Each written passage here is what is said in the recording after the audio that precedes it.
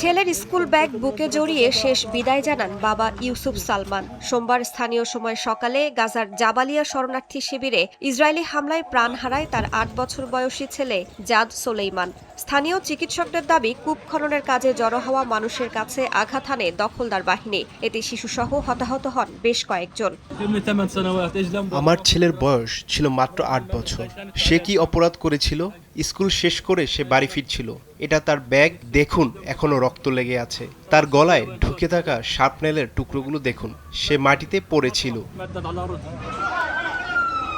Gaza city দের আল বালাহতেও দখলদারদের হামলায় আরও কয়েকজনের প্রাণহানি হয়। ফিলিস্তিনি কর্মকর্তাদের দাবি, যুদ্ধবিরতির পর থেকে ইসরায়েলি হামলায় ৯৫০র বেশি মানুষ নিহত হয়েছেন। স্থানীয় বাসিন্দাদের অভিযোগ, যুদ্ধবিরতি কার্যকর থাকলেও ইসরায়েল ধীরে ধীরে নিয়ন্ত্রণাধীন এলাকা সম্প্রসারণ করছে।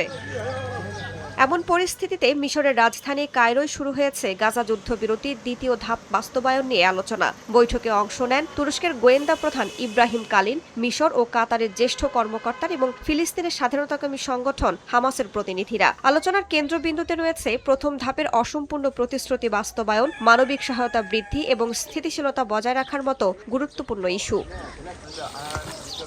দ্বিতীয় ধাপে গাজার ভবিষ্যৎ প্রশাসন পুনর্গঠন, আন্তর্জাতিক বাহিনী মোতায়েন, ইসরায়েলি সেনা প্রত্যাহার এবং নিরাপত্তা ব্যবস্থাপনা নিয়ে সিদ্ধান্তের কথা রয়েছে। এর মধ্যেই ইসরায়েলি সরকারি সংস্থা কোগার জানিয়েছে, মিশরের সঙ্গে রাফা সীমান্ত ক্রসিং সীমিত পরিসরে উভয় দিকের মানুষের চলাচলের জন্য আবারও খুলে দেওয়া হবে। রাইসা জান্নাত, সময় সংবাদ।